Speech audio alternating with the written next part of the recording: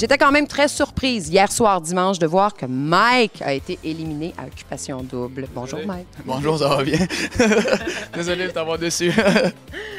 Tel un joueur de hockey, j'aimerais ça que tu nous décrives ta participation à Occupation Double. Ce serait sympathique. Ben écoute, je pense qu'on a patiné, puis je pense que si on continue à patiner comme ça, il a fallu que je patine beaucoup pour essayer de me rattraper. J'ai travaillé fort dans les coins, j'ai essayé de chercher le puck, mais je pense que j'ai fait une coupe de passes à la palette des autres gars, des revirements qui m'ont nui, et c'est ce qui a fait que j'ai été éliminé hier. Mais t'es pas le joueur de hockey typique, pas du tout. D'ailleurs, les filles ont peut-être eu une opinion erronée de toi. Quand je pense à l'émission de radio qu'elles ont faite, ton nom a sorti souvent, puis ça t'a déçu. Oui, honnêtement, oui, parce que c'est une image que j'ai dû défendre toute ma vie. Je veux dire, un joueur de hockey est associé aux crosseurs. C'est plate à dire, c'est pas la majorité, mais c'est une image souvent qu'on a préfabriquée des joueurs de hockey. Donc, je croyais pas qu'il me voyait comme ça. Et un peu qu'il ait sorti dans l'émission de radio, ça m'a effectivement déçu. Ça peut virer de bord très rapidement dans ce jeu-là. Au début, tu faisais vraiment partie des favoris. Puis là, à un certain moment donné, as-tu compris ce qui s'est passé? Non, aucunement.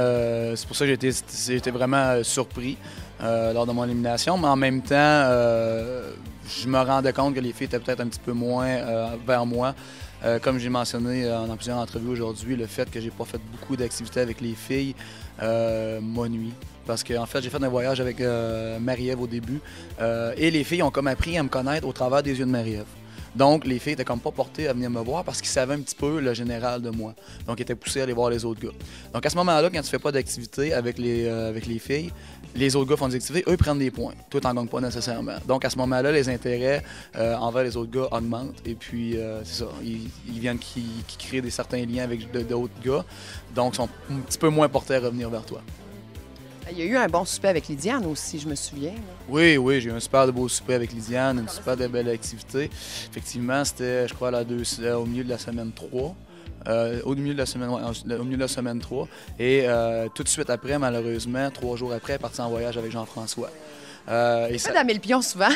Ah, j'étais le backup cette année. On parle de joueur de hockey tantôt. J'étais le backup, j'étais assis sur le banc, j'attendais. La relève! Mais c'est ça, non, ça a pas été un parcours très, très avantageux pour moi de ce côté-là. Je lisais sur le site d'Occupation Double que tu es mauvais perdant. Alors, comment tu te sens là?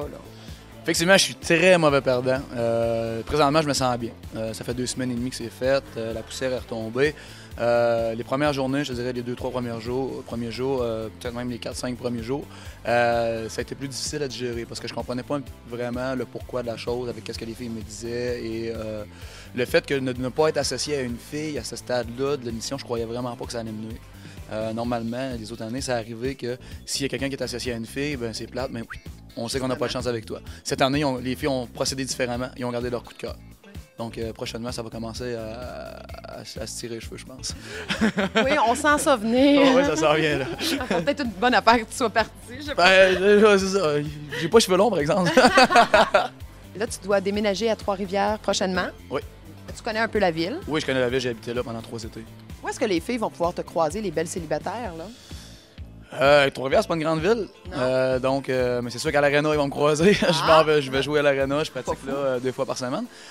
Mais probablement, je vais sortir quelques fois au Temple et puis peut-être aussi au Carlito que je vais aller manger jeudi soir. Je pense qu'il y a un 5 à 7. Probablement sur la rue des Forges. Prenez ça en note, les filles. Ouais, sur la rue des Forges, j'ai des chances qu'ils me croisent.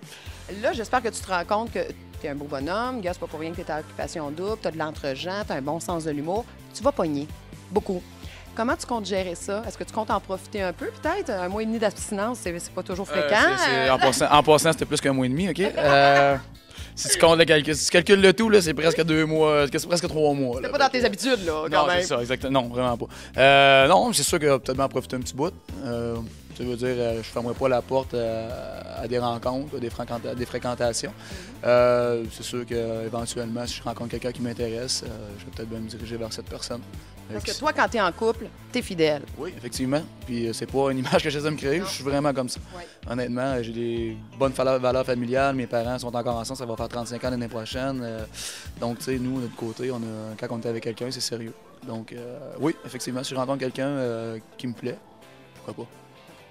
Bien, écoute, on te souhaite bonne chance dans ton retour à la vie normale. Oui, normal, c'est le cas, oui.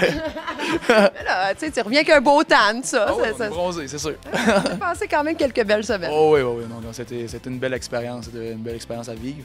Mais tu sais, je ne suis pas déçu de revenir à ma vie, là, aucunement. Bon. Ben, je suis enchantée de t'avoir rencontré. Merci beaucoup.